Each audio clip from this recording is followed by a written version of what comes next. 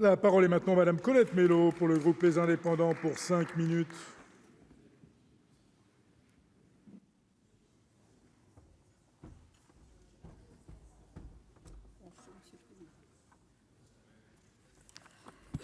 Monsieur le président, madame la ministre, madame et monsieur les rapporteurs, mes chers collègues, nous examinons à présent les crédits de la mission santé du projet de loi de finances pour 2020 consacrés aux dépenses de santé non couvertes par le budget de la sécurité sociale.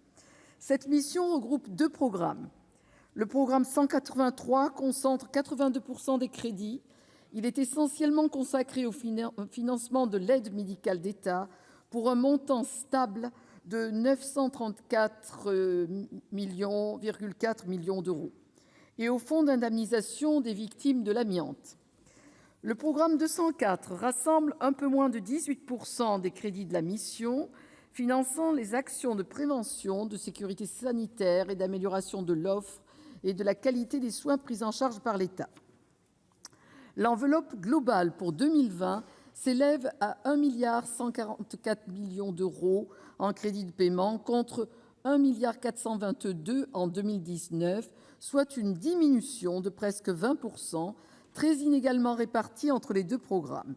En effet, l'effort de maîtrise budgétaire repose essentiellement sur la révision du périmètre du programme 204, désormais réduit à une peau de chagrin après le transfert vers l'assurance maladie du financement de l'Agence nationale de la sécurité du médicament et des produits de santé et de l'Agence nationale de santé publique.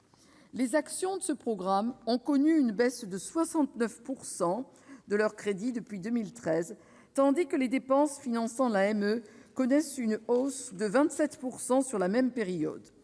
Nous partageons les interrogations émises par le rapporteur spécial pour la commission des finances, le sénateur Alain Joyandet, sur la place de ce programme au sein du budget de l'État et sur l'efficacité de la dépense au regard de ses objectifs de performance. En définitive, quelle est la priorité du Gouvernement en matière de prévention ? Les indicateurs proposés ont-ils démontré leur pertinence et l'efficacité des dépenses de prévention ?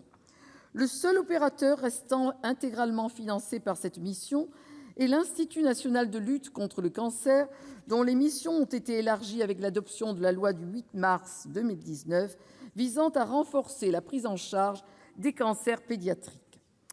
Aussi, la mission santé du PLF pour 2020 tend à se résumer au financement de l'AME, sans doute le milliard le plus polémique de la dépense publique.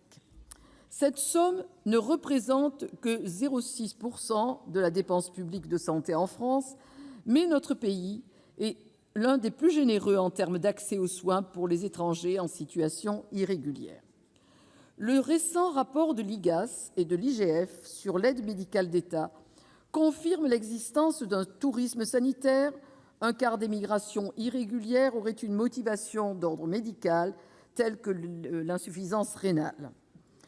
Nous partageons l'avis du rapporteur spécial qui dénonce une sous-budgétisation des crédits de l'AME consacrés aux soins urgents.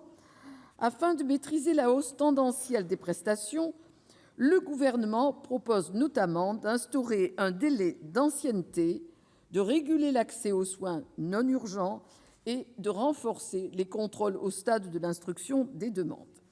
Il s'agit de vérifier la durée minimale de présence sur le territoire ouvrant droit à l'AME, fixée à 3 mois, et d'effectuer des contrôles ciblés sur les soins les plus onéreux.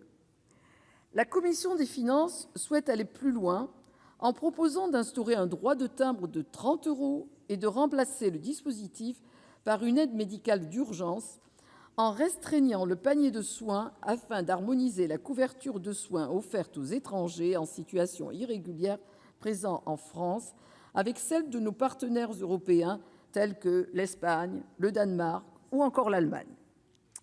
Si nous soutenons la proposition du Gouvernement, nous ne sommes pas favorables à une transformation aussi radicale de l'AME, dont seulement un migrant éligible sur 2 a recours, faute de connaissance du dispositif.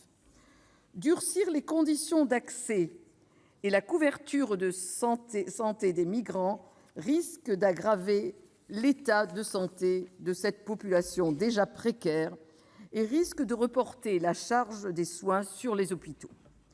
Aussi, selon l'issue des discussions, soit nous voterons en faveur de la mission, soit nous nous abstiendrons. La parole